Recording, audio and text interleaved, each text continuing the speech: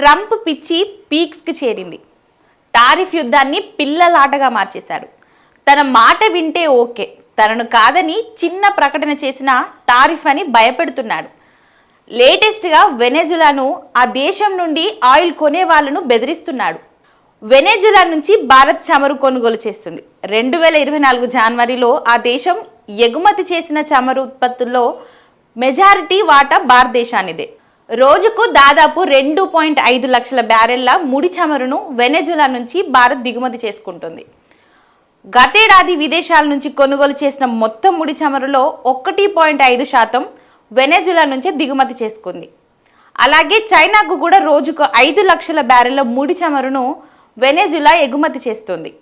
ఈ నేపథ్యంలో ట్రంప్ టారిఫ్ల ప్రభావం భారత్, చైనాలపై పడనుంది. మరి ట్రంప్ ఎందుకు ఈ నిర్ణయం తీసుకున్నాడు? ఎందుకింత పిచ్చిగా ప్రవర్తిస్తున్నాడు? అంటే ఈ మధ్య అక్రమ వలసల విషయంలో స్ట్రిక్ట్గా ఉన్న ట్రంప్ వాళ్ళను బయటికి పంపిస్తున్నాడు కదా. అయితే వెనెజులా పౌరులు 200 మందిని కూడా సైనిక విమానాల్లో పంపారు. దీనిపై వెనెజులా విరుచుకుపడింది. ఇకపై అమెరికా విమానాలను తమ దేశంలోకి అనుమతించబోమని స్పష్టం చేసింది. అదే సమయంలో అమెరికాకు ఎగుమతి చేసే చమురుపై ఆంక్షలు విధించింది.